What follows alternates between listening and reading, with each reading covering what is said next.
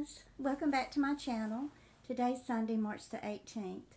And if you're just passing through, I ask you to please hit the subscribe button. And if you like the video, just give me a thumbs up and I'll leave a comment. And guys, if you feel like it, I would not mind at all if you share my videos on your Facebook page. The more subscribers that I have and the more views that I get, the happier I am. So thanks, guys. So we're going to pick up today where we left off with Lil Scotty. As you all know, he was my first husband. He was very controlling. And I really, I just married him to get out of the house. I didn't love him. And then after I married him, I realized how much I really didn't love him. But as y'all know, Lil Scotty had some pretty serious emotional issues, which he was able to hide from me until the night of the honeymoon, or the morning of the honeymoon. But anyway, as the summer progressed and we started going into the fall, the money situation got even worse because Scotty was an avid deer hunter, and he was an archer. He hunted with a bow and arrow, let's say. So I had to give him my paycheck every single week. I was working 40 hours a week, standing on my legs, working in retail, every day. And he took all of my paycheck. I didn't even have a car. Little Scotty took me to work and he picked me up. Now, when he was out hunting or something, then yes, I would drive myself to W.T. Grant's and work. But anyway, during deer season, we got into a big argument because I needed some money for myself. Yeah, I needed to buy some makeup. I just needed some money. But no, he wanted the money. And I remember this one distinct thing. He wanted this something to keep the line on the arrow from making a noise when he shot the arrow to kill the deer. Some kind of silencer. And, things were just getting worse and worse. Between Little Scotty sitting on the edge of the bed in his whitey tighties and going after it, with his faux fi and all of that and wearing out our pillowcases.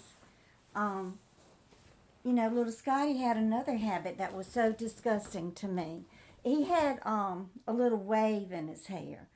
Well, he was not going to have that. He was too vain for that. So, y'all, this is what I had to do every single day to Little Scotty's hair. He would take the comb now.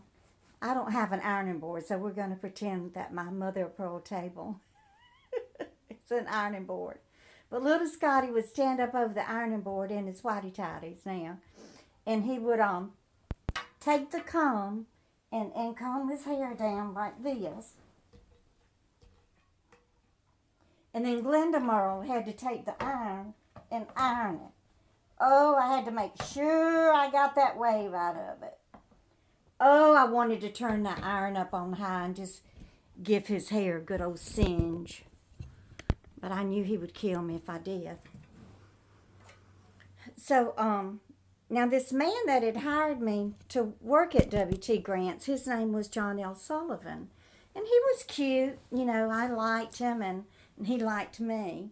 And he was married and he had a little girl 6 years old and a little boy about 2 years old.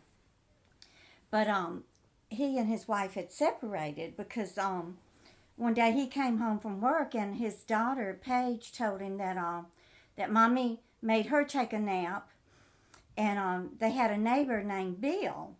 So Paige told John that mommy made her take a nap, and then she and Mr. Bill took a nap. So that's how John found out that his wife was sleeping with the next door neighbor.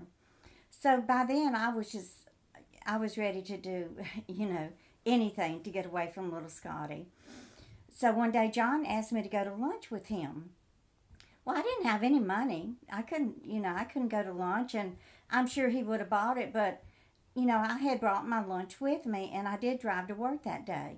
So we decided to meet out on Highway 49 there at a rest stop. So we went out there, and John had brought an old quilt, So we spread it out on the ground and we just had a little picnic lunch. And we talked and talked, and I told him about how miserable I was in my marriage and everything, and that I was getting ready to move out. And he told me that he would do whatever he could to help me.